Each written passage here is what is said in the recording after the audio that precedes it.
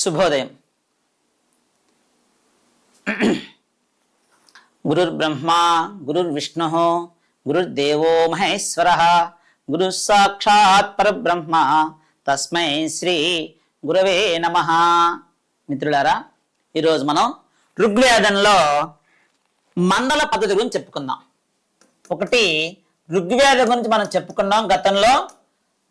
ఋగ్వేదంలో రెండవ భాగము మండల పద్ధతి. మండల పద్ధతి ఒకటవ పద్ధతి గురించి చెప్పుకున్నాం మనం, అష్టక్రమ పద్ధతి. ఒకటవది అష్టక్రమము, గత క్లాసులో చెప్పుకున్నాం.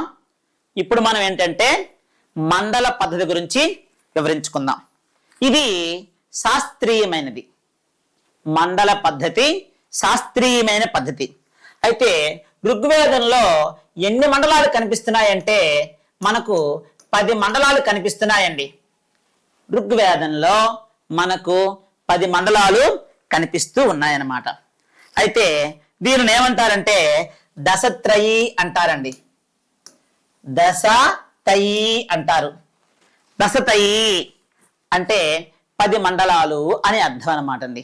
అయితే ఒక్కొక్క మండలంలో అనేకమైనటువంటి అనువాకాలు మళ్ళా మనకి కనిపిస్తున్నాయి. 10 మండలాలు ఉన్నాయి. ప్రతి మండలంలో మనకు అనువాకాలు కనిపిస్తూ ఉంటాయి. ఒక్కొక్క మండలంలో అనేకమైనటువంటి అనువాకాలు. అనువాకము అంటే భాగము అని అర్థం. అనువాకం అంటే భాగం. ఒక్కొక్క మండలంలో మనకు అనేకమైనటువంటి భాగాలు, అనువాకాలు కనిపిస్తూ ఉంటాయి. అయితే ఈ అనువాకాలు మనకి సూక్తాలుగా చెప్పారు. అనువాకాలను మనకు సూక్తాలుగా విభజించారు. సూక్తాలుగా విభజించి చెప్పడం జరిగిందనమాట. అయితే ఒక్కొక్క సూక్తంలో మంత్రాలు ఉంటాయి. ప్రతి సూక్తంలో కూడా మనకు మంత్రాలు కనిపిస్తూ ఉన్నాయన్నమాట.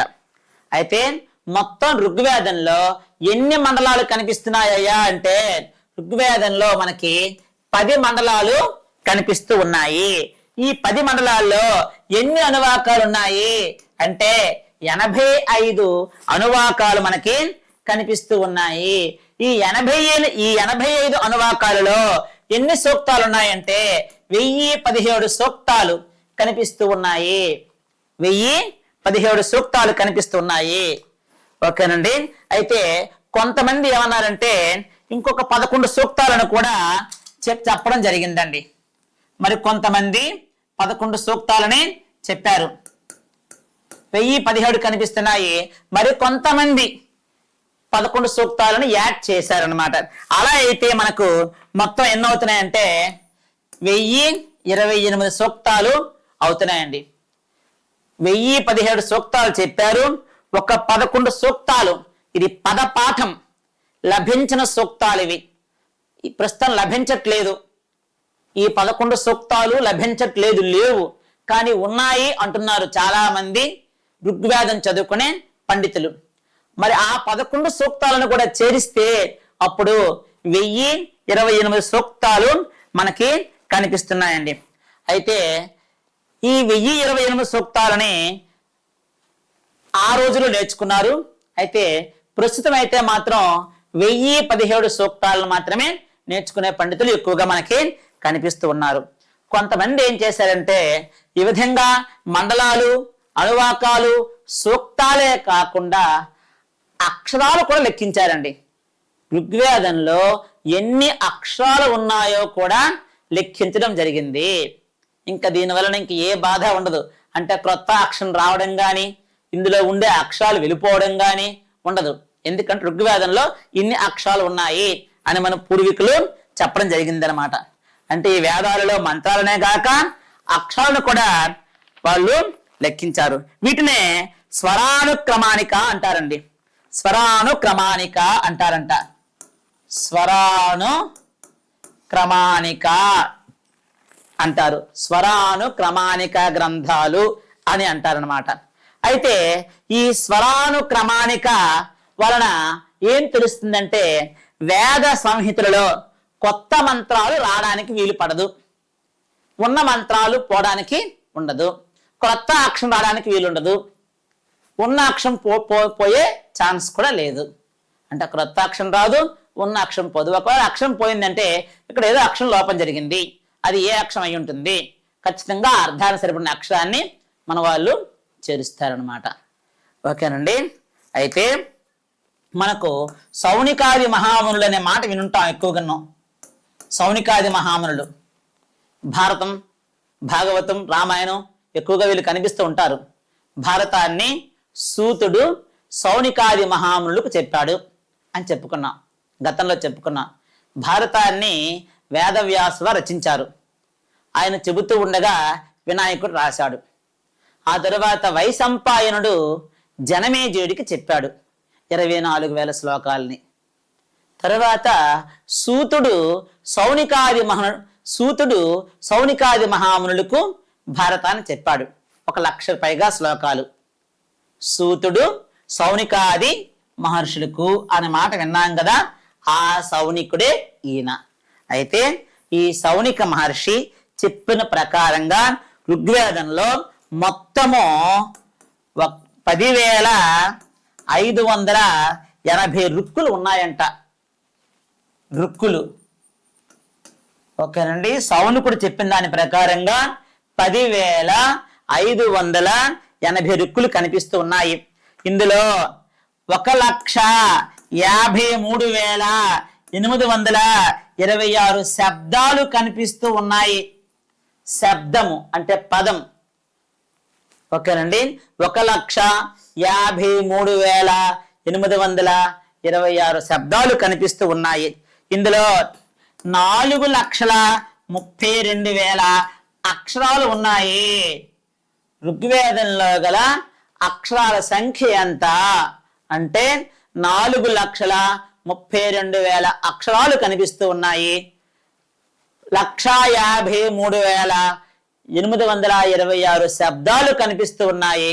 10,580 రుక్కులు కనిపిస్తూ ఉన్నాయని ఆ రోజులలో సౌనికుడు అనే మహర్షి కొన్ని వేల సంవత్సరాల క్రితం చెప్పాడు. ఇప్పటికీ ఇవే ఉన్నాయి. ఆ రోజులలో ఆయన చెప్పడం జరిగింది. ఈ సంఖ్య చెప్పినవాడు సౌనికుడు అనే మహర్షి. ఓకేనండి.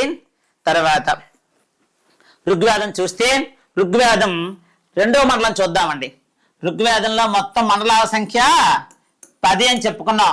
ఋగ్వేదంలో 2వ మండలం మొదలుకొని 7వ మండలం వరకు, ఋగ్వేదంలో 2వ మండలం మొదలుకొని 7వ మండలం వరకు ఉండే భాష అతి ప్రాచీనమైనది. ఇందులో ఉండే భాష చాలా ప్రాచీనమైన భాష అండి. అయితే ఇందులో 10వ మండలం తీసుకుందామండి. 10వ మండలం అంటే 10వ మండలం అంటారు దానిని. ఇందులో ఉండే భాష క్రొత్తది అని చెప్పడం జరిగింది. 2 నుంచి 7 మండలాల్లో గల భాష పాతదంట. 10వ మండలంలో గల భాష క్రొత్తది. అంటే ఆ భాషకి ఈ భాషకి కూడా కొంచెం తేడా ఉన్నది. అంటే సౌనికుడి కన్నా ముందు ఉండే భాష ఇందులో ఉంది. సౌనికుడి కాలంలో భాష ఇందులో మనకి కనిపిస్తూ ఉంది. అంటే వేదవ్యాసుల వారికి వచ్చేసరికల్లా భాష మారింది. వేదవ్యాసుల వారికి పూర్వము, వేదవ్యాసుల వారి తరువాత భాష.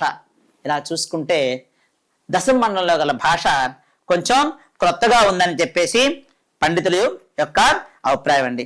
అయితే మనం 10వ మండలం చూసుకుంటే భాష కొత్తగా ఉంది. మొత్తం ఒక్కొక్క మండలాన్ని అలా మనం పరిశీలించుకుంటూ వచ్చామనుకోండి, వస్తే ఒక్కొక్క మండలంలో ఒక్కొక్క ఋషితో సంబంధం కనిపిస్తూ ఉందండి. ఒక్కొక్క మండలం ఒక్కొక్క ఋషితో, ఒక్కొక్క ఋషి వంశంతో ముడిపడి ఉంది. అదేమిటో చూద్దాం ఒక్కసారి. ఒక్కొక్క మండలం, మొత్తం 10 మండలాలు. ఈ 10వ మండలం తీసేయండి, ఇందులో భాష అంతా కొత్తగా ఉంది. మనం ఇప్పుడు 9 మండలాలు చెప్పుకుంటాం. ఈ 9 మండలాలు కూడా ఎలా ఉందంటే, 1వ మండలం అండి, ప్రథమ మండలం అంటారు దీనిని. ప్రథమ మండలం 1వ మండలం అండి. ఇందులో ఎవరండి అంటే, ఇందులో విశ్వామిత్రుడి యొక్క కుమారుడు ఉన్నాడండి. విశ్వామిత్రుడి పుత్రుడు, అతని పేరు మధుచ్ఛందుడు. మధు మధుచంద్రుడండి. ప్రథమ మండలంలో మధుచంద్రుడితో ఈ మండలము ముడిపడి ఉందండి. ప్రథమ మండలము మధుచంద్రుడు ఎవరంటే విశ్వామిత్రుని యొక్క పుత్రునితో ఈ మండలము ముడిపడి ఉంది. సరే, తర్వాత అండి ద్వితీయ మండలము. ద్వితీయ అంటే రెండండి. రెండో మండలం చూసుకుంటే కృత్సమొదుడు, గృత్స అండి. గృత్సమొదుడు అనే ఋషితో ఇది ముడిపడి ఉంది. తర్వాత మూడవదండి తృతీయ. తృతీయ మండలం చూసుకుంటే ఈ తృతీయ మండలము విశ్వామిత్రుడితో ముడిపడి ఉందండి. తృతీయ మండలము విశ్వామిత్రుడితో ముడిపడి ఉంది. నాలుగవది చతుర్థ మండలము. చతుర్థ మండలము, ఇక్కడ డౌట్ రావచ్చు, తృతీయ మండలం విశ్వామిత్రుడు ఏంటి, ప్రథమ మండలము విశ్వామిత్రుడు పుత్రుడు మధుచంద్రుడు ఏమిటని చెప్పేసి. వేదం అంతా ఒకటే, అయితే ఒక్కొక్క మండలంలో ఆయన గురించి చెప్పడం జరిగింది అంతే. ఇలా ఉండడం తప్పేమీ కాదు. తర్వాత చతుర్థ మండలం అండి ఎవరండి అంటే వామదేవుడు. మనకి రామాయణంలో కూడా కనిపిస్తాడు వామదేవుడు.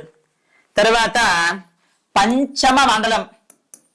పంచమ మండలం అత్రి మహర్షి, అందరికీ బాగా పరిచయమైన వ్యక్తి. అత్రి అనసూయ అంటాం మనం, అనసూయ భర్త.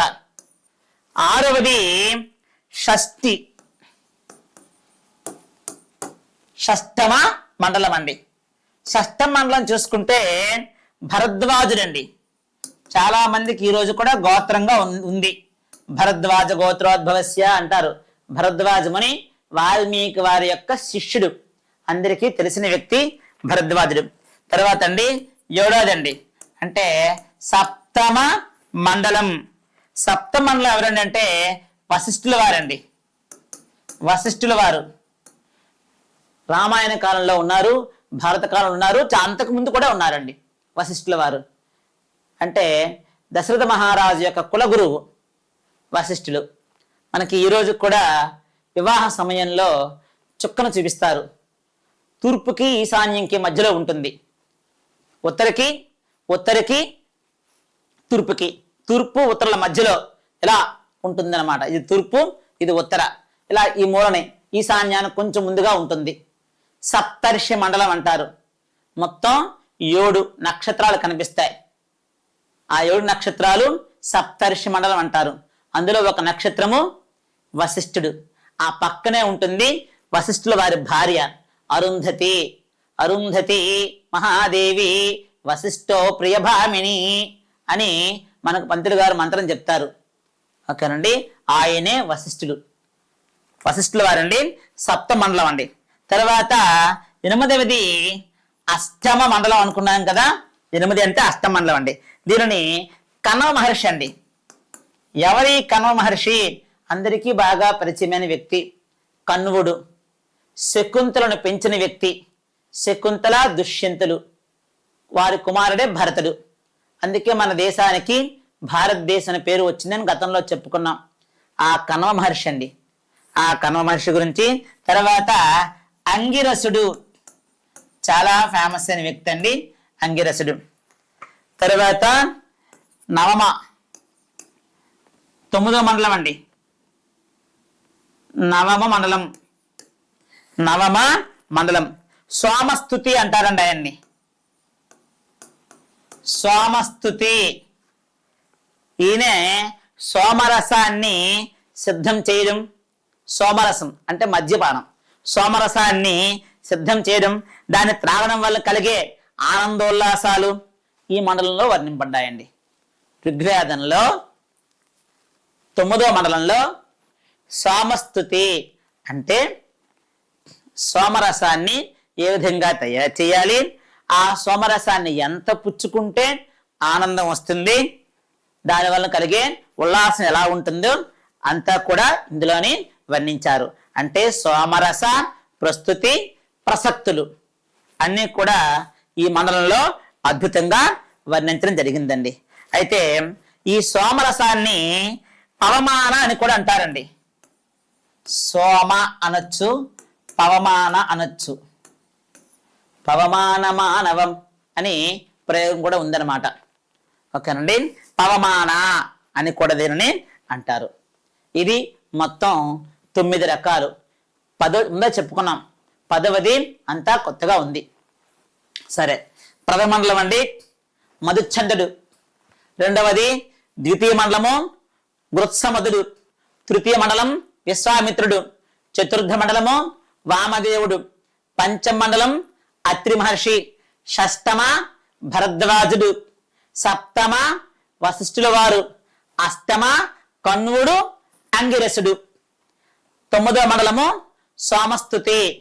సోమము అంటే పవమానము, అంటే సోమస్తుతి అంటే ఏమిటంటే ఇందులో సోమరసాన్ని ఏ విధంగా తయారు చేయాలి, దాన్ని ఏ విధంగా ఎప్పుడు త్రాగాలి, ఆ త్రాగడం వలన వచ్చే ఆనందము, ఉత్సాహము, ఉల్లాసము ఏ విధంగా ఉంటుందో వర్ణించబడింది. అయితే ఈ ఋగ్వేదంలో ఉండే మంత్రాలు, ఆ మంత్రాలను ఏమంటారు? ఋగ్వేదంలో గల మంత్రాలను రుక్కులు అంటారండి. ఋగ్వేదంలో ఉండే మంత్రాలను రుక్కులు అంటారు. అయితే ఈ రుక్కులు ఎలా ఉంటాయంటే, ఈ రుక్కులు 4 పాదాలుగా ఉంటాయి, రుక్కులు 3 పాదాలుగా ఉంటాయి. రుక్కులు 4 పాదాలు, 3 పాదాలు, అలాగే రుక్కులు 2 పాదాలుగా కూడా ఉంటాయండి. 4, 3, 2 పాదాలు గల ఛందస్సులలో మనకి కనిపిస్తూ ఉంటాయి. మరి ఈ ఋగ్వేదంలో ఎట్లాంటి ఛందస్సు కనిపిస్తూ ఉంది? ఋగ్వేదంలో ఉండే ఛందస్సు ఏంటయ్యా అంటే ఇందులో గాయత్రి ఛందస్సు కనిపిస్తూ ఉంది, తర్వాత జగతి ఛందస్సు కనిపిస్తూ ఉంది, తర్వాత అండి బృహతి కనిపిస్తూ ఉంది. గాయత్రి, జగతి, బృహతి, పంక్తి కనిపిస్తుందండి. ఆ తర్వాత త్రిష్టుపు కనిపిస్తుంది, త్రిష్టుపు. తర్వాత అనుష్టుప్ ఛందస్సు కనిపిస్తుందండి, అనుష్టుప్ ఛందస్సు మనకి కనిపిస్తూ ఉంటుంది. గాయత్రి, జగతి, బృహతి, పంక్తి, త్రిష్టుపు, అనుష్టుప్ ఛందస్సు మనకి కనిపిస్తూ ఉంటుంది. ఓకేనండి. ఒక దాని గురించి చెప్పుకుందాం, ఇది మన అవసరం లేదు, విషయం అంటే తెలుసుకుందికి. అనుష్టుప్ ఛందస్సు అంటే ఏమిటి? అనుష్టుప్ ఛందస్సు అండి, ఇందులో 4 పాదాలు ఉంటాయి. ప్రతి పాదంలో కూడా 8 అక్షరాలు ఉంటాయండి. అంటే 4 పాదాలు ఉంటాయి, 1, 2, 3, 4 పాదాలు. ప్రతి పాదంలో 8 అక్షరాలు మనకి కనిపిస్తూ ఉంటాయి. ఓకేనండి. రామాయణం అనుష్టుప్ ఛందస్సులో రాయబడింది. ఓకేనండి. భగవద్గీత చాలా శ్లోకాలు అందులో అనుష్టుప్ ఛందస్సులో కనిపిస్తూ ఉంటాయి. ధర్మక్షేత్రే కురుక్షేత్రే, ధర్మక్షేత్రే, కురుక్షేత్రే 8 అక్షరాలండి. ఫస్ట్ లైన్ అయిపోయింది. ధర్మక్షేత్రే కురుక్షేత్రే సమవేత యుత్సవ, సెకండ్ లైన్ అది. ధర్మక్షేత్రే కురుక్షేత్రే సమవేత యుత్సవ మామకాః పాండవాశ్చైవ 3. 4వది కిమకుర్వత సంజయ. ఇలా చూసుకుంటే లెక్క పెట్టుకోండి, మొత్తం 32 అక్షరాలతో మనకి ఒక శ్లోకం పూర్తవుతుంది. అనుష్టుప్ ఛందస్సులో ప్రతి పాదంలో కూడా 8 అక్షరాలు ఉంటాయి. అలాగే ప్రతి ఛందస్సు కూడా ఒక లెక్క ఉందన్నమాట. మనకి మన భాషలో చెప్పుకోవాలంటే మన తెలుగులో ముత్తలమాల, చంపకమాల ఉన్నాయి కదా, అవన్నీ కూడా ఇందులోకి వస్తాయి. అది ఛందస్సు పేరు, అది వృత్తం పేరు, అది ఛందస్సు. ఇది ఆ వృత్తాలు ఈ ఛందస్సులతో ముడిపడి ఉంటాయన్నమాట. మనం చెప్పుకునేది ఉత్పలమాల 21 అక్షరం, 20 అక్షరాలు ఉత్పలమాల. చంపకమాల 21 అక్షరాలు, శార్దూలము 19 అక్షరాలు, మత్యభము 20 అక్షరాలు. ఇప్పుడు 20 అక్షరాలు మత్యాభంలో ఉన్నాయి, 20 అక్షరాలు ఉత్పలమాలలో ఉన్నాయి. ఈ రెండు ఛందస్సులు కలిసి ఒక ఛందస్సులో ఉంటుందన్నమాట, ఈ 2 వృత్తాలు కలిసి. అట్లాగా మనకి ఆ విభాగం వేరు. ఇది అనంతామాచ్యుడు ఛందోదర్పణం అనే గ్రంథంలోని వివరంగా చెప్పడం జరిగింది. ఓకేనండి. సరే, అనుష్ఠప్ అంటే జస్ట్ తెలుసుకుంది చెప్పుకున్నాం అనుష్ఠప్ గురించి. ఇందులో ఇది ఋగ్వేదంలో రుక్కులు ఉంటాయి, 4 పాదాలు, 3 పాదాలు, 2 పాదాలు ఉంటాయి. ఇందులో ఛందస్సు ఎలా ఉంటుందంటే గాయత్రి ఛందము, జగతి ఛందము, బృహతి ఛందము, పంక్తి ఛందము, త్రిష్టుపు, అనుష్టుప్పు ఇట్లా మనకి కనిపిస్తూ ఉన్నాయన్నమాట అండి. మరి ఋగ్వేదంలో దేవతలు వర్ణించబడ్డారండి. ఋగ్వేదంలో ప్రధాన దేవత ఎవరండి అంటే ఇంద్రుడు. ఋగ్వేదంలో ఇంద్రుడి గురించి వర్ణించబడింది. తర్వాత అగ్నిదేవుడి గురించి వర్ణించబడింది. ఇంద్రుడు, అగ్ని, అలాగే వరుణుడు, ఉషస్సు అండి, ఉషస్సు, తర్వాత సవిత, పూష, వీళ్ళందరూ దేవతలు. ఇంద్రుడు, అగ్ని, వరుణుడు, ఉషస్సు, సవిత, పూష, మిత్ర,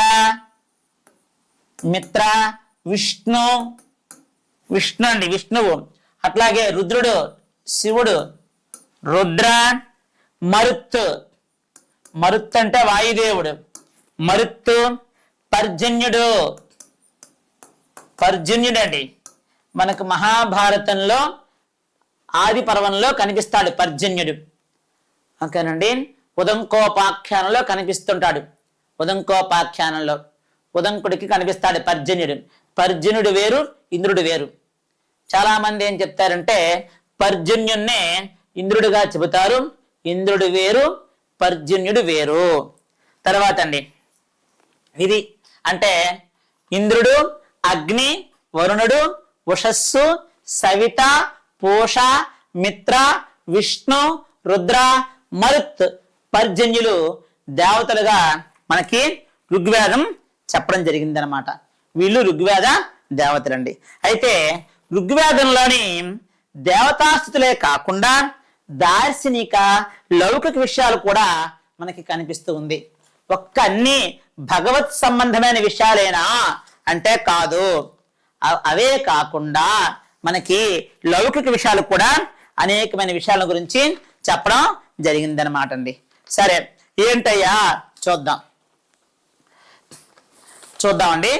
ఋగ్వేదంలోని సంవాదాలు చూద్దామండి ఒకసారి. ఋగ్వేద సూక్తాల్లోని సంవాదాలు ఉన్నాయి. లౌకిక విషయాలు కూడా మనం అనుకున్నాం కదా. ఇది ఏమిటయ్యా అంటే ఒకటవది ఊర్వశి, అందరికీ తెలిసిన వ్యక్తి అండి. ఊర్వశి దేవవేశ్య, రంభ, ఊర్వశి, మేనక. ఊర్వశిని విష్ణుమూర్తి తన యొక్క ఊరు అంటే తొడ, ఊరువుల నుండి పుట్టించాడు ఊర్వశిని. ఈ ఊర్వశి పురూరవుడు చక్రవర్తి, మనకు తెలుసు. ఊర్వశి పురూరవుడు వీళ్ళ సంవాదం ఉంటుందండి. ఊర్వశి పురూరవుల సంవాదం ఉంటుంది ఋగ్వేదంలో. తర్వాత అండి యముడు అండి, యమధర్మరాజు అందరికీ తెలిసిన వ్యక్తి యముడు. అట్లాగే యమి, తన సోదరి యముడు, యమిల సంవాదం ఉంటుంది. ఓకేనండి. అప్పుడే మనకి ఏమిటంటే యమధర్మరాజు తన చెల్లికి మాట ఇస్తాడు. ఏమని మాట ఇస్తాడంటే తను కార్తీక శుద్ధ విధియ రోజు మీ ఇంటికి భోజనంకి వస్తానని చెప్పేసి. అందువలన అప్పటి నుంచి భగిని హస్త భోజనం అంటారు దానిని. భగిని హస్త భోజనము అంటే చెల్లి గాని అక్క గాని ఇంట్లో కార్తీక శుద్ధ విధియ నాడు భోజనం చేస్తే అటు అక్క చెల్లికి బాగుంటుంది, ఇటు అన్నదమ్ముడికి కూడా శుభం జరుగుతుంది అని యమధర్మరాజుల వారు వరం ఇవ్వడం జరిగింది. మనకి ఇది ఋగ్వేదంలో కనిపిస్తుంది. తర్వాత సరమ పనుల సంవాదం అండి. మూడోది సరమ పనుల సంవాదం. సరమ పనుల సంవాదం మనకి ఇందులోనే కనిపిస్తుంది అన్నమాట. ఆ తర్వాత ఇందులో నారదీయ సూక్తం అండి. నారదీయ సూక్తంకి వెళ్తే నారదీయ సూక్తాలండి. ఈ నారదీయ సూక్తంలో హిరణ్య గర్భ సూక్తులలో విశ్వ సృష్టికి సంబంధించిన తాత్విక చింతన కనిపిస్తుందండి. ఈ విశ్వము, ఈ సృష్టి ఏ విధంగా ఉద్భవించింది, ఇట్లాంటి తాత్విక చింతన విషయాలు నారదీయ సూక్తంలో హిరణ్య గర్భ సూక్తంలో కనిపిస్తుంది. నారదీయ సూక్తము, హిరణ్య గర్భ సూక్తాలలో విశ్వ సృష్టికి సంబంధించిన విషయాలు మనకి కనిపిస్తున్నాయి. నారదీయ సూక్తంలో కనిపిస్తుంది. హిరణ్య గర్భ సూక్తము, హిరణ్య గర్భ సూక్తంలో కూడా కనిపిస్తుంది. నారదీయ సూక్తము, హిరణ్య గర్భ సూక్తాలలో మనకు ఈ విశ్వము, ఈ ప్రపంచము, ఈ జగత్తు ఏ విధంగా సృష్టించబడింది అనే విషయాలన్నీ కూడా ఇందులోనే చర్చించారండి. ఆ తర్వాత ఋగ్వేదంలో ఆఖరిది 10వ విభాగం. దానిని మనం చెప్పుకున్నాం దశమ విభాగం అని చెప్పుకున్నాం. ఇదంతా క్రొత్తది అని అనుకున్నాం. అయితే ఆ దశమ మండలములో మనకి పురుష సూక్తము కనిపిస్తూ ఉన్నది. పురుష సూక్తము ఈరోజు మనం ఏ పూజ చేసుకోవాలన్నా సరే పురుష సూక్త విధానంతో షోడశ పూజ చేస్తూ ఉన్నాము. ఉపచారాలు 16 ఉపచారాలు అంటారు. షోడశ ఉపచార పూజ మనం పురుష సూక్త విధానంతో చేస్తూ ఉన్నాము. ఆ పురుష సూక్తము ఎందులో కనిపిస్తుంది అయ్యా అంటే దశమండలంలో కనిపిస్తుంది. ఋగ్వేదంలో దశమండలంలో పురుష సూక్తము మనకి కనిపిస్తుంది. ఓకేనండి. ఆ తర్వాత ఎలా ఉంటుందంటే పురుష ఏ వేదం సర్వం యద్భూతం యచ్చ భవ్యం.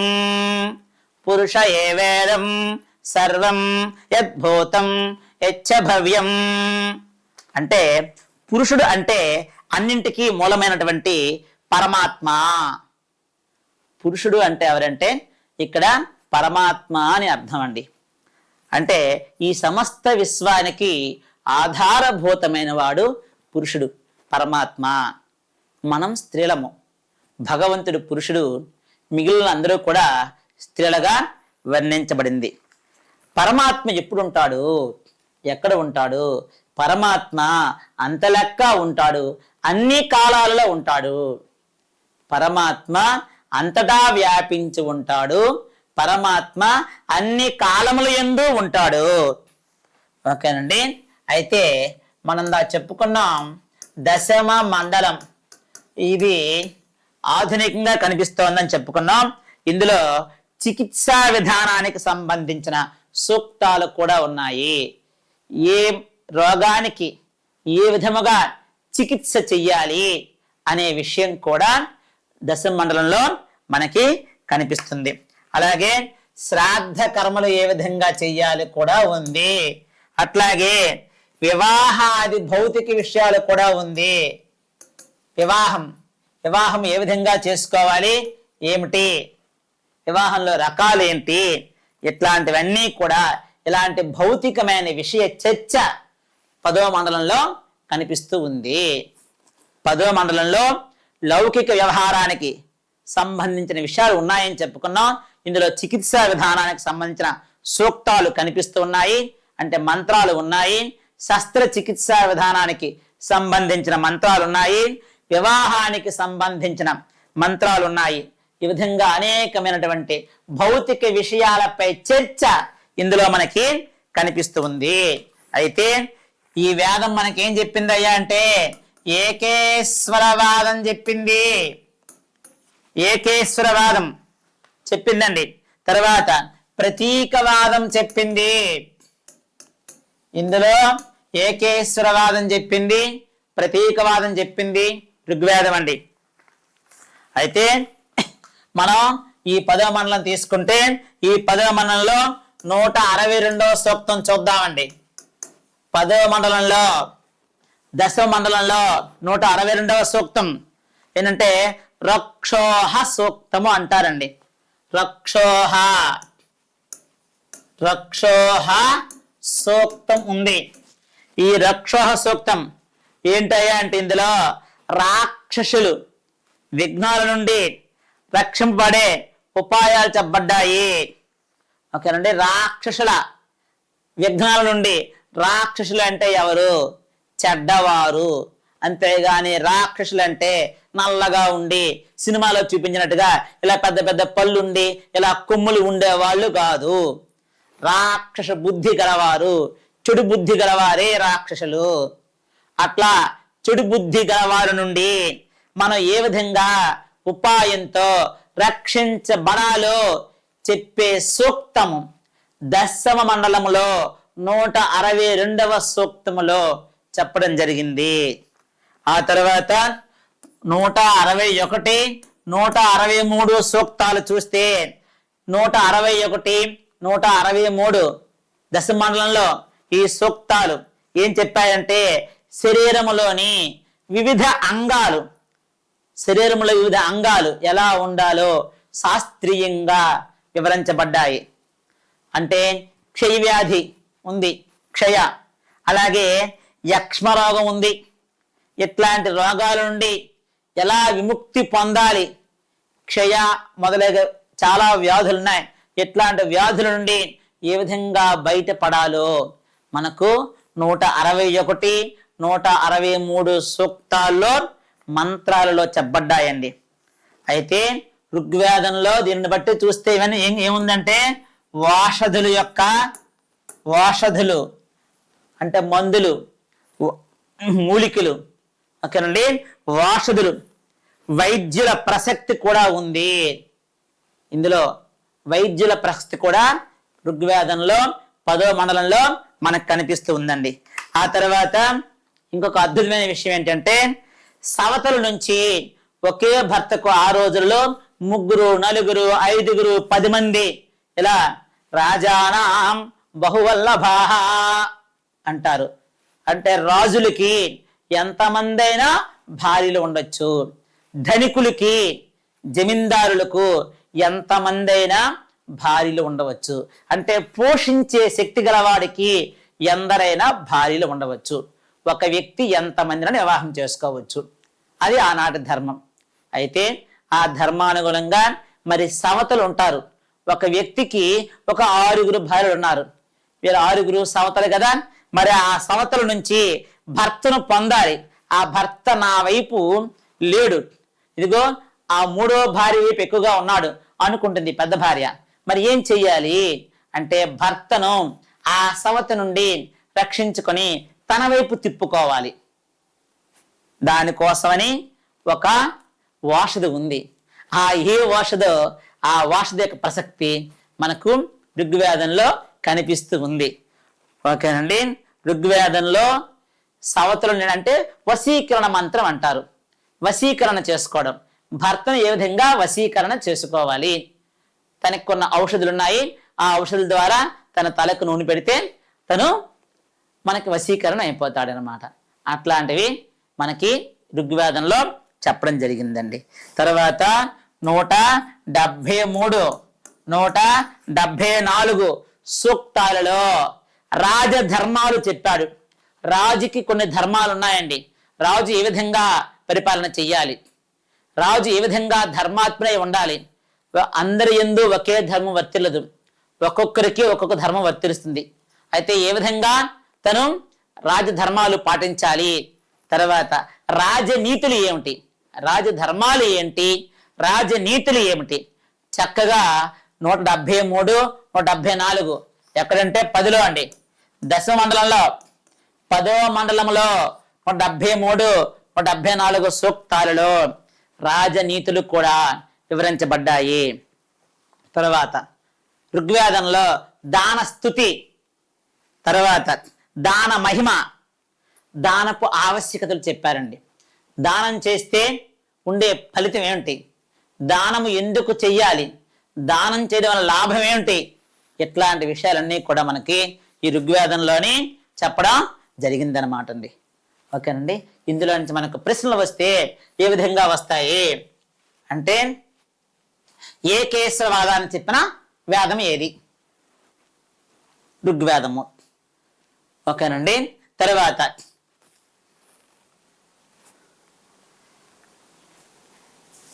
ఋగ్వేదంలో చెప్పిన దేవత కానిది ఎవరు, ఏ లక్ష్మీదేవి, బి రుద్రుడు, సి విష్ణువు, డి ఇంద్రుడు. ఓకేనండి.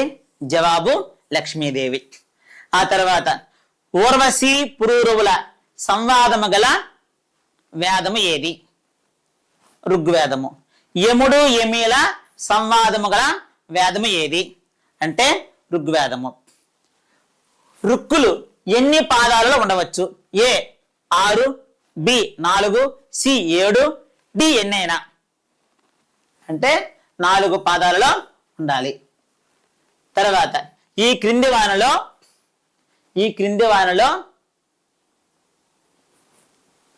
ఋగ్వేదంలో లేనటువంటి ఛందస్సు ఏది? ఋగ్వేదంలో లేని ఛందస్సు ఏది? ఏ జగతి, బి అనుష్టుప్పు, సి శ్రీ, డి త్రిష్టుపు.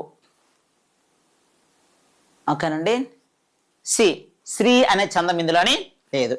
తర్వాత ఋగ్వేదంలో పంచమ మండలము ఏ ఋషి గురించి చెబుతుంది? అత్రి మహర్షి. ఋగ్వేదంలో సోమరసము తయారు చేసే విధానము ఏ మండలంలో ఉంది? అంటే నవమ మండలము. ఋగ్వేదములో విశ్వామిత్రుని గురించి తెలియజేసే మండలము ఏది? విశ్వామిత్రుడు అండి, తృతీయ మండలము. తర్వాత అండి, ఋగ్వేదములో ఎన్ని సూక్తాలు ఉన్నాయి అంటాడు? ఏ 1057, బి 1017, సి 1028, 1029 అందాం, డి 1400 అలా అడుగుతాడు. ఇందులో జవాబు 1017 లేదా 1028 ఇస్తాడు, ఈ రెండింటిలో ఒకటి. తర్వాత ఋగ్వేదములో ఎన్ని మండలాలు ఉన్నాయి? 10. ఋగ్వేదములో ఎన్ని అనువాకాలు ఉన్నాయి అంటాడండి? ఋగ్వేదములో అనువాకాల సంఖ్య 85. తర్వాత ఋగ్వేదంలో ఎన్ని అక్షరాలు ఉన్నాయి? ఋగ్వేదములో గల అక్షర సంఖ్య 4,32,000. ఋగ్వేదంలో 4,32,000 అక్షరాలు ఉన్నాయి అని చెప్పింది ఎవరు అంటాడు? చెప్పినవాడు సౌనిక మహర్షి. ఋగ్వేదంలో ఎన్ని రుక్కులు ఉన్నాయి? ఏ 1055, బి 10,580, సి 15,690, డి 1,53,826. జవాబు రుక్కులు అని చెప్పాను కనుక 10,580 రుక్కులు మనకి కనిపిస్తూ ఉన్నాయి. ఓకేనండి, ఋగ్వేదము ఎన్ని పద్ధతులతో ఉన్నది? ఒకటి ఇలా చెప్పుకున్నాం మనం, మండల పద్ధతి. రెండోది ఒకటి అష్టక్రమము, 2 మండల విభాగము. అష్టక్రమము, మండల విభాగము. వేదవ్యాసుల వారు యజుర్వేదాన్ని ఎవరికి బోధించారు అంటాడు? జవాబు వైశంపాయనుడు. వేదవ్యాసుల వారు సుమంతుడికి బోధించిన వేదం ఏది అంటే అధర్వణ వేదము. ఈ విధముగా మనకి ఇందులో నుండి ప్రశ్నలు వచ్చే అవకాశం ఉన్నది. అంటే ప్రశ్న ఏ విధంగా వస్తుందో మనం జస్ట్ అవగాహన చేసుకుంటూ చదవాలి. ఓకే మిత్రులారా, ధన్యవాదములు.